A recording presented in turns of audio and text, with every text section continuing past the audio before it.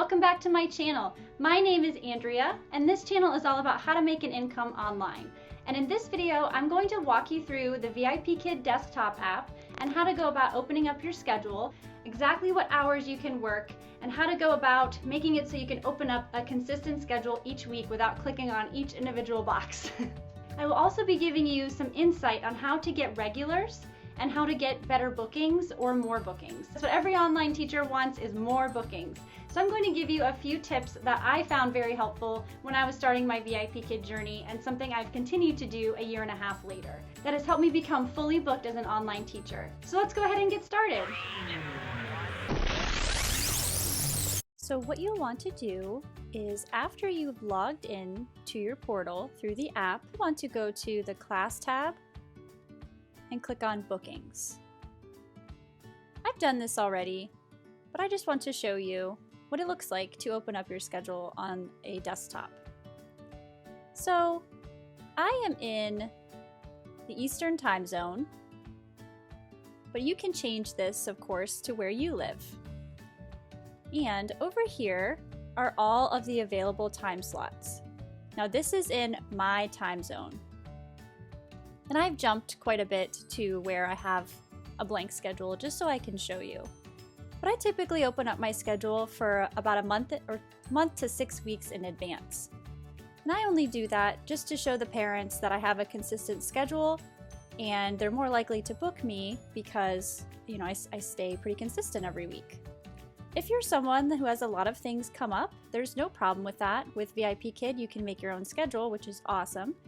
But sometimes if you open a class one week and then don't open that time the next week, or you flip-flop your schedule, it kind of deters parents from booking you. So I try to keep as consistent of a schedule as I can. So looking on the side over here, the peak times are pretty popular times. The PPT, that is called peak times, those are the hot classes. Those are ones that are always requested and pretty much booked indefinitely.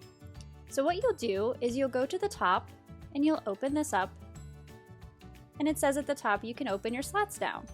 When this is locked, you cannot mess with this. It'll tell you at the top that it's locked, which is a beautiful feature, because if you are messing with your schedule and you are in a class and you accidentally click something, you can cancel a class on accident, you can open a class on accident. So you always want to make sure that this is locked. So when you unlock, you can now check any box that you want to open. So I typically start at about 3:30, and that is just my preference. So when you click on it, this is what comes up. So you're going to click course. Short notice means they can be booked within 24 hours. So I am someone who wants to have short notice on. I am a veteran teacher and I know the lessons fairly well. So I like to open short notice, and I don't have an issue with teaching something that's only a couple hours away. If you are someone that is newer, brand new, I would suggest maybe turning it on, but just being ready to have the time to look over the lesson if you do get booked a short notice. And when you are first starting, I would recommend maybe doing every other. So that way, if you do get booked a short notice, you have some time in between to look at your lessons, just in case you're not familiar with VIPKid's lessons. So I typically open up from 3:30 to 8:30. So the only thing I don't like is there's no, dragging. You can't drag all of these and just open them all. So you do have to click each individual one. And this is typically what I do. And of course your days are at the top, and your dates are at the top, and when you would like to open it. So like I said, these are the most common times. From 5 to 8 a.m. my time is typically when students want to book. So right now we have a 13-hour time difference. So 5 a.m. my time, Eastern Standard Time, is 6 p.m. in Beijing. So that's why these are the most common, because it is nighttime for them. So you can also scroll down here and you can see that you can teach at night in Eastern Standard Time. And it states here from 9 a.m. to 7 p.m. they're typically sleeping, so you will not be booked at that time. With 8 a.m. and 8:30 a.m., the Chinese government made a rule that they cannot take classes after, so that would be after 9 p.m. Beijing time, just because a lot of students were taking late night classes and then they were struggling in school the next morning. So they made it so only students that live outside of China or trial classes can be booked at 8 and 8:30 a.m. my time. So that would be 9 and 9:30 p.m. Beijing time. I do get bookings occasionally. It's mostly trials that I get. I do have a few students. I have one student that lives in Japan that will book me at that time. But I do have them opened, but I typically start earlier so I know for sure that I'll have enough bookings, to make the income that I need per month. So as I was mentioning, you can work at night, and that would be early morning for them. So 7:30 p.m. in Eastern Standard Time is 8:30 a.m. Beijing time. So most students are either in school at this time or getting ready for school. So I don't open these during the week. If I were to work at night, I would do Friday, Saturday, or Sunday night. Those would be days that would be booked more likely than during the week. You are more than welcome to open these times, but typically they are younger students who are not in school. So there's also an easier way. So my last week or previous week is already opened. This is typically my schedule. I know it looks super scary, but I just have an issue getting this last hour booked to work 6 days, so I make up for it with my Sunday.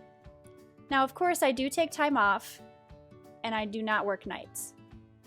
So I typically work 3:30 a.m. to, I pretty much am done at 8 a.m. Sometimes my Saturday will book later, but I typically am done at 8 a.m. every day.